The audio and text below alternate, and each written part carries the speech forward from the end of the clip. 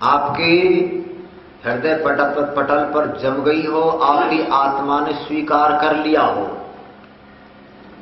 कि ये बात सही है, तो बहनों और भाइयों उसको मान करके अपने जीवन में ढाल लेना और उस पर आचरण करना। आपको सुख मिलेगा, आपको शांति मिलेगी, लाभ मिलेगा। आज मैं थोड़ी सी चर्चा गीतों के माध्यम से आपके बीच में करूंगा। मेरे पश्चात बहुत अच्छा कार्यक्रम आप आचार्य महान भावों से सुनेंगे। हमारा उद्देश्य है वैदिक धर्म का प्रचार किया जाए। हम जो भी कार्यक्रम करते हैं, रखते हैं, उसको मनोरंजन की दृष्टि से नहीं रखते। हम मनोरंजन की दृष्टि से नहीं रखते। कुछ कार्यक्रम देश में होते हैं, बहुत होते हैं, वो अन्य मंचों पर आप सुनने जाते हैं, देखने जाते हैं, उनका उद्देश्य है मनोरंजन करें। हमारा उद्देश्य मनोरंजन करना नहीं है। हम तो वैदिक सिद्धांत की कुछ जानकारी देते हैं। हमारी परंपरा ये थी, हमारी रीति रिवाज, सभ्यता, संस्कृति, जिसको हम लोग भूल गए हैं और दुखी हो गए। उस परंपरा को लोगों के बीच में बताना चाहते हैं, जो ब्रह्मा से लेकर के और महर्षि जैमिनी पर्यंत ऋषियों की रही है, वही स्वामी दयानंद महाराज ने बताई है। इस समय मैं थोड़ी सी चर्चा करूंगा, वो धार्मिक है और यज्ञ से संबंधित है। आप रोजाना यज्ञ करते हैं, मंत्रों की आहुति देते हैं, स्वाहा बोलते हैं, बहुत अच्छे विचार हैं। स्वामी दयानंद महाराज के आने से पहले भी यज्ञ होते थे और बाद में भी होते रहे।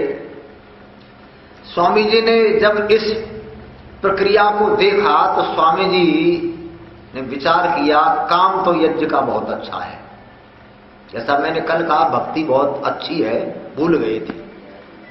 स्वामी जी ने कहा यज्ञ जो है बड़ा उत्तम काम है और प्राचीन है, परंतु यज्ञ को लोग भूल गए। बड़ी भ्रांति यज्ञ के संबंध में फैल गई।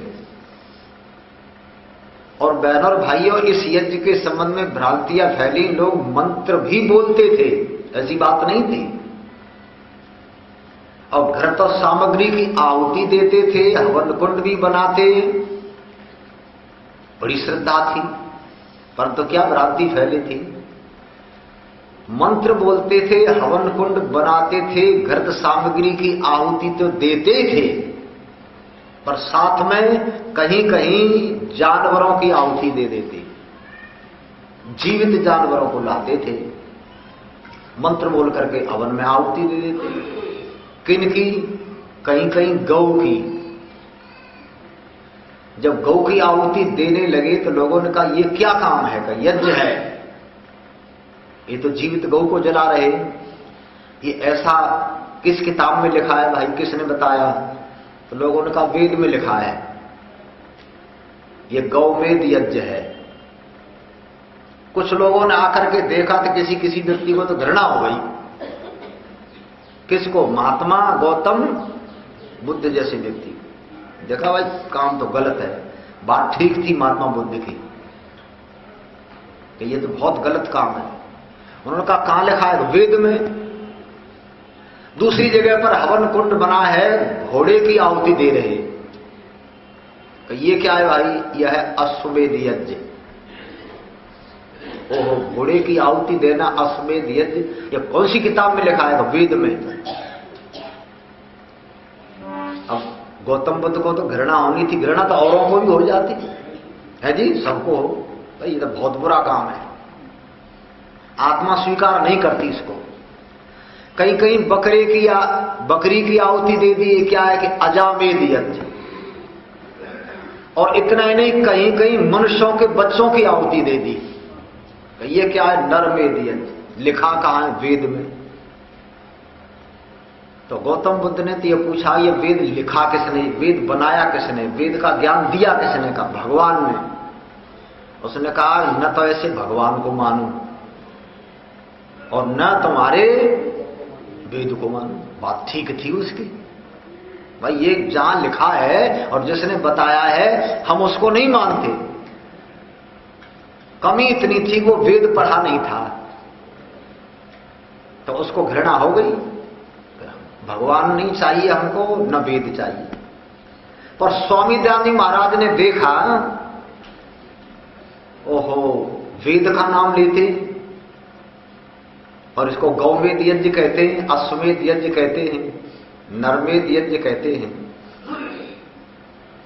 आइए बात, स्वामी जी को घृणा नहीं हुई। किसको हुई? गौतम बुद्ध को। स्वामी जी ने कहा हो ये वेद का नाम लेते हैं, जानते नहीं है। स्वामी जी ने कहा वेद में तो कहीं लिखा ही नहीं, गौ को जलाना तो लिखा ही नहीं है, और तुम जानते नहीं हो, तुमने अर्थ का अनर्थ कर दिया। गौ तो इंद्रियों को कहते, इनको संयम में रखना गौमेध यज्ञ हो रहा है। देखो कितनी बढ़िया बात, स्वामी जी की बात कितनी सरल। और वेद का अर्थ जानते नहीं। स्वामी जी ने कहा गौ तो इंद्रियों को कहते, इनको जो व्यक्ति संयम में रखता है वो गौमेध यज्ञ कर रहा है। जलाने की बात तो लिखी नहीं गई यहां।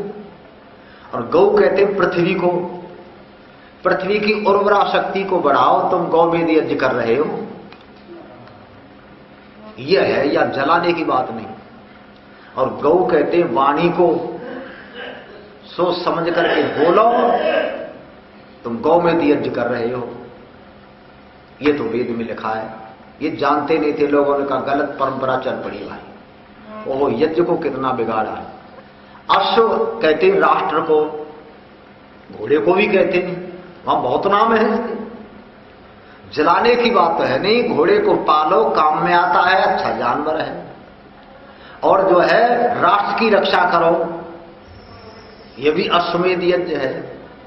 विस्तार से बहुत कुछ स्वामी जी ने जब इसका उपदेश दिया तो लोगों की आंख खुल गई। ओ ऐसा धरती पर महान पुरुष कोई और आया ही नहीं। हम तो कहां थे, कहां पहुंच गए।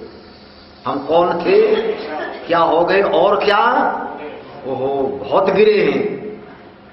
बहनों और भाइयों, इस युग में महर्षि दयानंद से बढ़कर के कोई इतना ऊंचा सुधारक, मनीषी और चिंतक नहीं आया हजारों वर्षों में।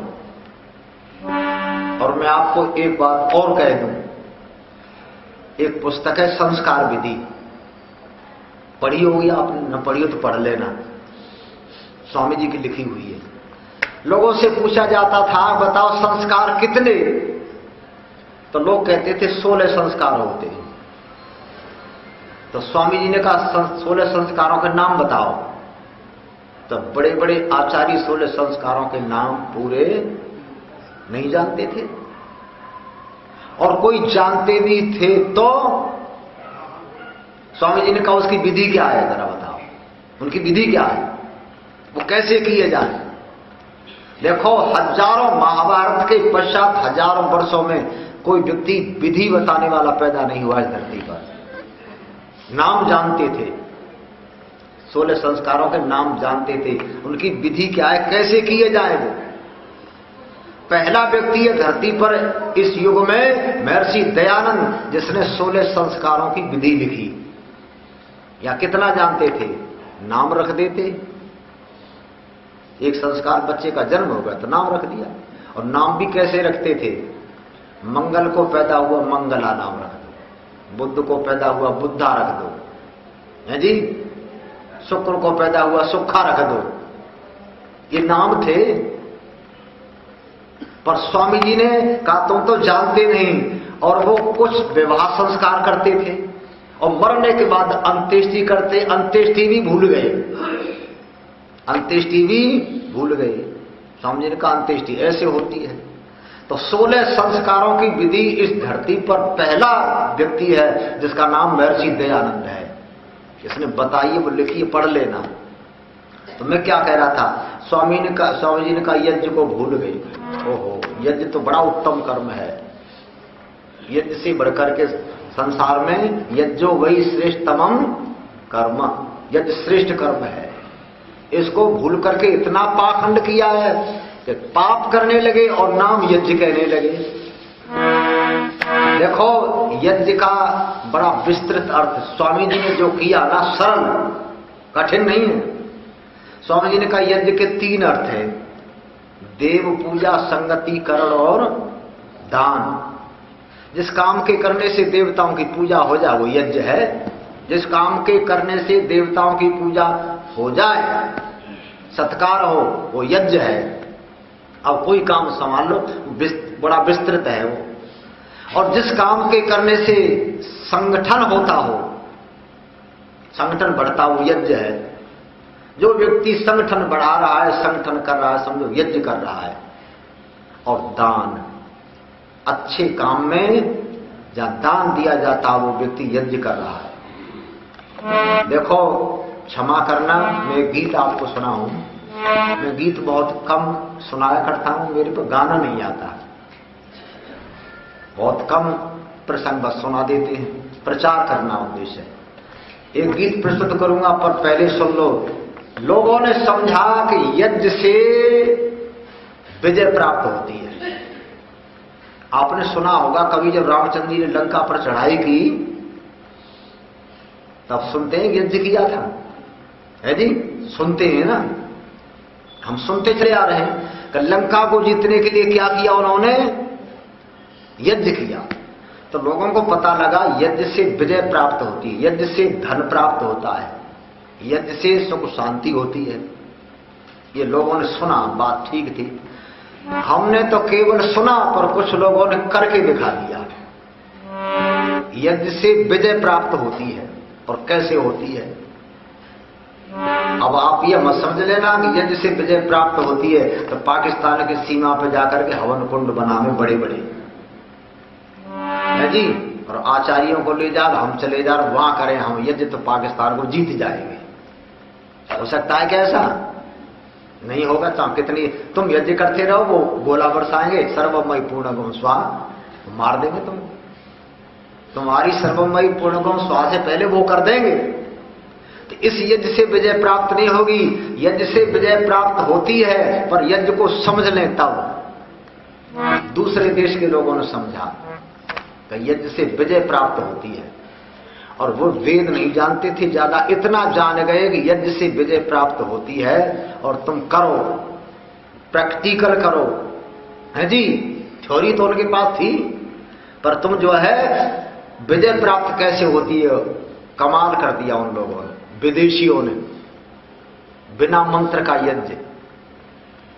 और क्या किया उन लोगों ने, पैसे इकट्ठे किए, और पैसे इकट्ठे करके गरीब प्रांतों में गए, गरीब प्रांतों में, कि इन गरीब प्रांतों में गरीब लोगों को पैसा दो, धन दो, सुविधा दो, और जब सुविधा देंगे तो हमारे हो जाएंगे। ये प्रांत का प्रांत हमने जीत लिया। किससे जीता? सेवा से। सेवा भी यज्ञ है, यज्ञ का बड़ा विस्तृत है। अब हमने वो सीखा नहीं और हम उल्टे काम करने लगे। एक गीत सुन लो।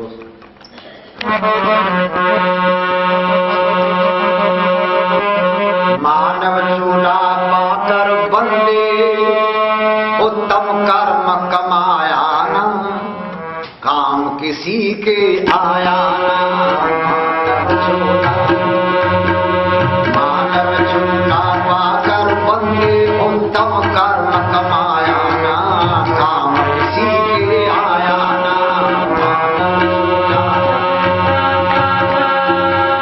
अपनी सुविधा हेतु बनाया अति सुंदर मजबूत भवन, अपनी सुविधा हेतु बनाया अति सुंदर मजबूत भवन। सब साधन सुखदाई जोड़े, जीवन भर नित किया अपन। सब साधन सुखदाई जोड़े, जीवन भर नित किया अपन। लेकिन देश धर्म रक्षा में पैसा एक लगाया ना, काम किसी के आया ना। मानव चूला पाकर बंदे, उत्तम कर्म कमाया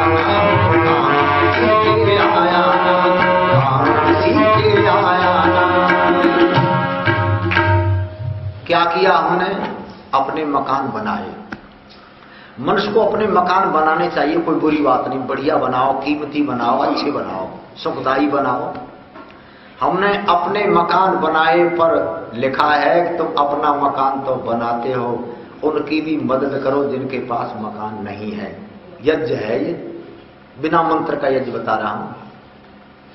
उनकी मदद करो जिनको मकान नहीं है, ये धर्म है। अपना बनाओ और उनको भी सुविधा दो सामर्थ्य के अनुसार। पर हमने क्या किया? हमने जिनको मकान की जरूरत थी उनको तो बनाया नहीं। किनको बनाया? जिनको मकान की जरूरत नहीं थी। आप कहेंगे ऐसा कौन सा आदमी है जिसको मकान की जरूरत नहीं है और उनको मकान बनावे? ओहो, एक ने इस देश में बेशुमार व्यक्ति है। जयपुर गए और कोई मूर्ति ले आए, ला करके मूर्ति, फिर पंचायत हुई, बैठे लोग, क्या करो अब इसको मकान बनाओ है। ये बिना मकान में नहीं रहेगी। किसी व्यक्ति ने कहा झोंपड़ी में रख दो, ना झोंपड़ी में ना रहेगी, हम झोंपड़ी में रह लेंगे पर ये मूर्ति झोंपड़ी में। कोई मूर्ति झोंपड़ी में देखी तो मैंने? आदमी तो झोंपड़ी में रहते पर मूर्तियां कोई झोंपड़ी में। लोग इकट्ठे होकर पैसा इकट्ठे करो भाई, इसको मकान बनाओ। बड़ा पैसा इकट्ठा किया, बड़ी श्रद्धा। और उस एक मूर्ति के लिए, जो मूर्ति न चले न फिरे, हिले न बोले न डोले, न कहे न सुने, प्रोग्राम बना करके उसको मकान बनाया। और कितनी कीमत का बनाया देखो जाकर के देश में, है जी, कितनी कीमत का? एक एक मकान करोड़ों की कीमत का। करोड़ों की कीमत, करोड़ों नहीं अरबों की कीमत के बने हुए भारतवर्ष में। उस मूर्ति के लिए एक मकान तुमने 1 करोड़ का बना दिया, और वो 1 करोड़ के मकान में मूर्ति रहती है, न उसका कुटुंब, न परिवार, न घटे न बढ़े, रह रही है ना। और 1 करोड़ में कितने लाख होते हैं प्रधान जी? 1-1 लाख रुपए के छोटे छोटे मकान बना दिए जाते तो 100 परिवार रहते। 1 करोड़ में कितने रहते? 100 परिवार रहते। और 100 परिवारों में 2-2, 3-3 व्यक्ति रहते, एक परिवार में 2-3, तो हो सकता है कितने सैकड़ों व्यक्तियों का गुजारा हो जाता। पर वो बिना मकान के फुटपाथ पर पड़े हैं देश में, और पत्थर की मूर्ति मकान में रह रही है। यज्ञ कर रहे हैं भारत के लोग, इनकी देखो यज्ञ कितनी बढ़िया है, रह रही कि नहीं रह रही है। और तुम अनुमान लगाओ, भारतवर्ष में देश में घूमो, इतने मंदिर बने, इन सारे मंदिरों को न बना करके, इन सारे मंदिरों को न बना करके इनकी कीमत के मकान बना दिए जाते तो देश में कोई व्यक्ति बिना मकान के रहता नहीं, गरीबी दूर हो जाती, लोगों को मकान मिलता। पर तुम जो मकान बनाओगे नहीं औरों को, तुम तो यज्ञ करोगे। कहां करोगे? जहां जरूरत नहीं है वहां। स्वामी दयानंद महाराज ने कहा ये क्या यज्ञ है भाई, हमारी समझ में ये यज्ञ तुम्हारा आता नहीं। यज्ञ क्या है? अच्छे काम में देना, देव पूजा, संगतिकरण, दान। सुन लो, ये स्वामी जी ने लिखा है, कोई सुधारक इस बात को नहीं कह पाए जो दयानंद कह रहे हैं।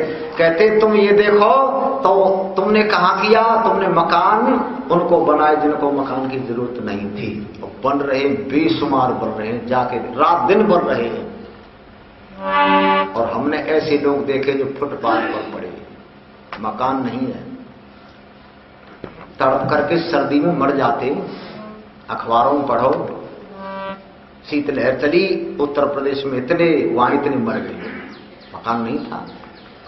दुखी है लोग। और तुम यज्ञ कर रहे हो, तुम्हारा यज्ञ क्या? तुम यज्ञ जानते ही नहीं।